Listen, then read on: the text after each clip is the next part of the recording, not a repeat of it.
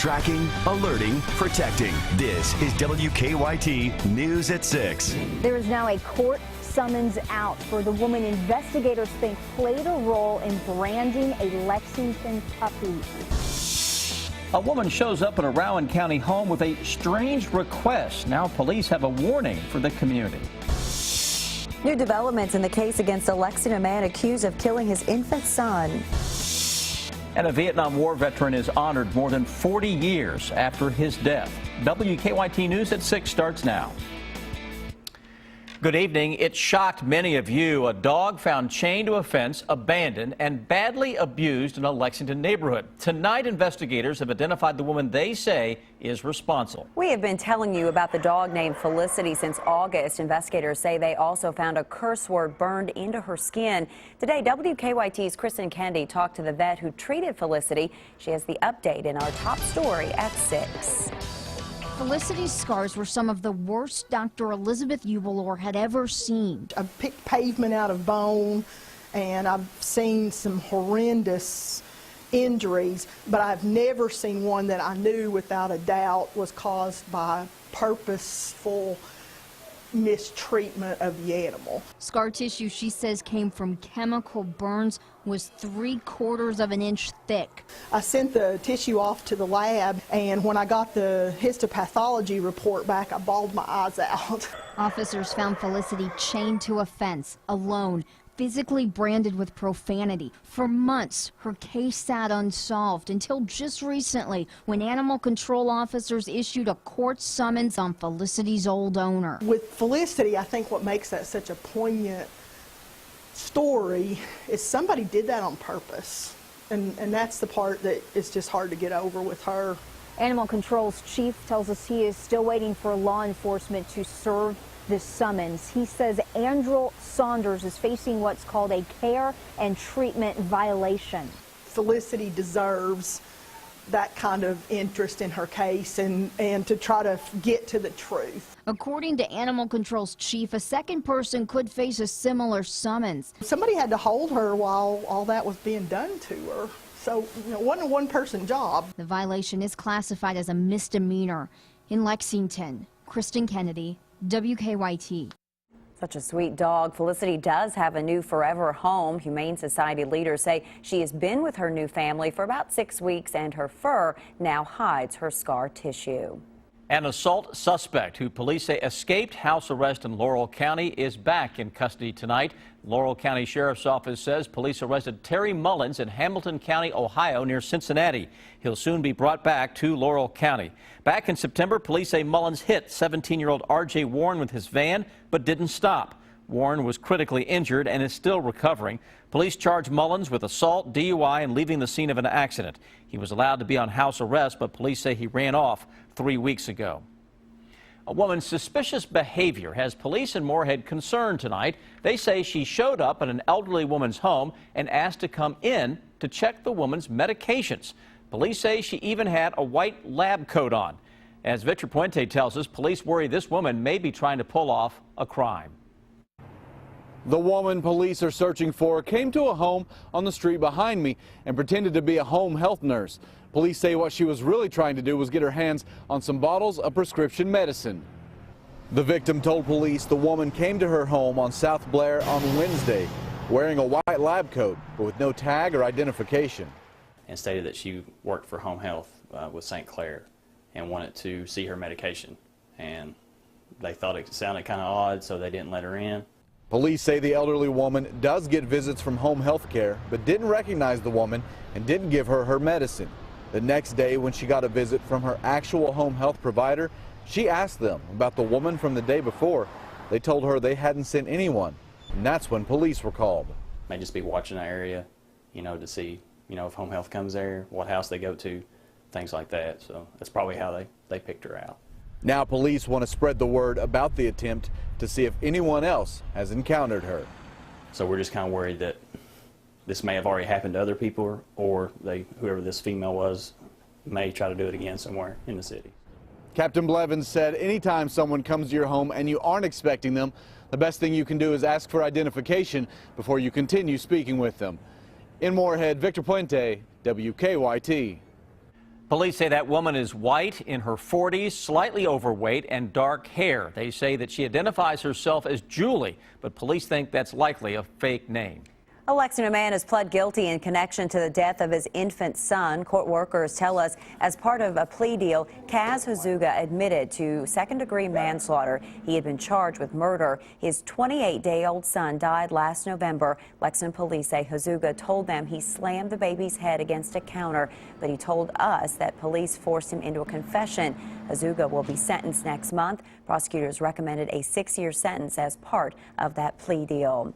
3 men face charges tonight after police say they found 3 pounds of crystal meth in their cars. The Rowan County Sheriff's Office stopped the cars on Interstate 64 after receiving a tip. Deputies say it's possible the meth was made in Mexico as part of a major drug operation. If we had to put a street value on what we found, and then once it was processed and put out for street sale, it's anywhere from about $400,000 to $1 million. Police charged the 3 men with conspiracy and trafficking in a controlled substance, and they could also face federal charges. Police say 2 of the men could be in the country illegally. One day after a federal appeals court upheld Kentucky's ban on same-sex marriage, supporters of same-sex marriage say they're not giving up the fight. The couple's at the heart of the lawsuit, and about 50 supporters took part in a rally today in Louisville. They say they'll ask the U.S. Supreme Court to overturn yesterday's ruling from the 6th Circuit Court of Appeals upholding bans in Kentucky, Ohio, Tennessee, and Michigan. To give love to the incredible plaintiff couples and their attorneys who spearheaded this effort, whose idea it was to move forward in Kentucky, and whose victory it ultimately will be when the Supreme Court decides that love will win. Love will win.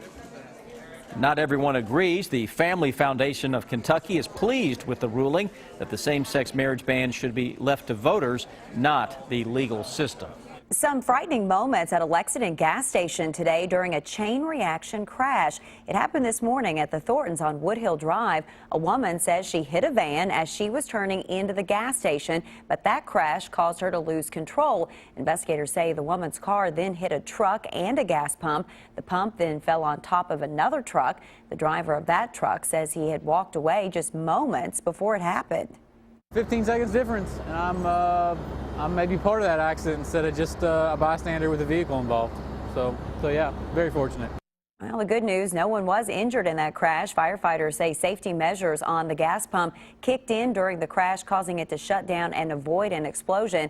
Gas station employees tell us it'll cost about $18,000 to replace that pump. Dozens of employees at Kentucky State University will soon be losing their jobs. The KSU Board of Regents approved the job cuts this morning. This comes as the university tries to fix a $7 million deficit. KSU leaders say critical positions at the university will be kept, but all department deans and contracted adjunct professors are included in the cuts, and tenure for professors on track will be suspended. Other staff members will have to reapply for their positions or opt for a retirement buyout.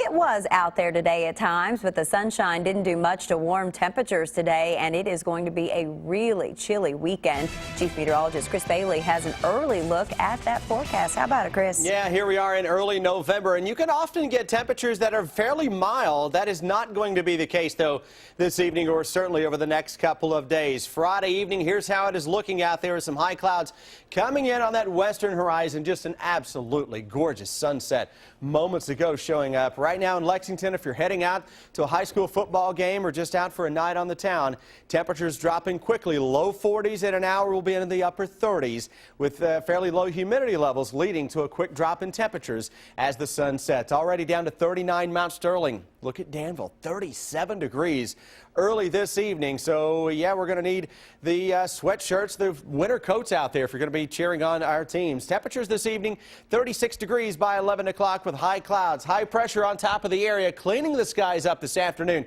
Low pressure, though, across the Minnesota area into sections of the Great Lakes will dirty up our sky into Saturday. Can we get a shower out of that? We'll track that and track how we go from chilly to just downright cold. A look at the Arctic Express when I come back in just a few minutes, guys. He gave the ultimate sacrifice for our country. Now a Kentucky veteran is being honored more than 40 years after his death. He was listed as missing in action for decades. As WKYT's Mike Linden tells us, new at 6, the veteran's name has now been added to the Kentucky Vietnam Veterans Memorial in Frankfort. Sergeant John R. Jones died in Vietnam on June 4, 1971, while defending a radio relay base from enemy forces. After years of missing in action, his remains were positively identified in Hawaii in 2012 using dental records and DNA that matched Jones's brother and mother. And now with DNA, that's why you're seeing so many of these cases, Korean War included, of previously unidentified remains being now linked genetically. Sergeant Jones was from Louisville, but now his name joins the list of Kentucky soldiers on the plaza of the Kentucky Vietnam Veterans Memorial in the state capitol. What started with 1,068 names in 1988, the memorial now has 1,104 names with the addition of Sergeant Jones.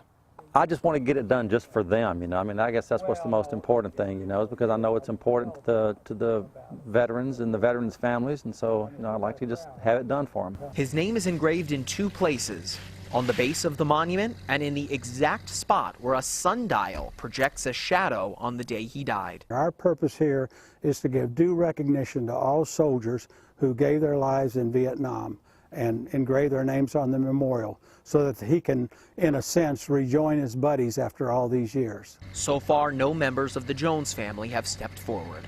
In Frankfort, Mike Linden, WKYT. Long overdue there. We're told the name was engraved today instead of Veterans Day because the noise from the air compressor used to etch his name would have been disruptive during the ceremony. Well, attention shoppers, Fayette Mall now has some new stores and restaurants for you to check out. The newly renovated middle wing, which is the old Sears space, officially reopened today. Some 20 new stores and restaurants have been added, including H&M. Some shoppers waited in line for hours today just to get inside that new store. A few stores and restaurants in the renovated wing won't open, though, until early next year. They call it a once-in-a-lifetime opportunity, how a Central Kentucky band is getting ready for a performance in front of a national audience. Also coming up here at 6, a popular seasonal attraction has returned to downtown Lexington.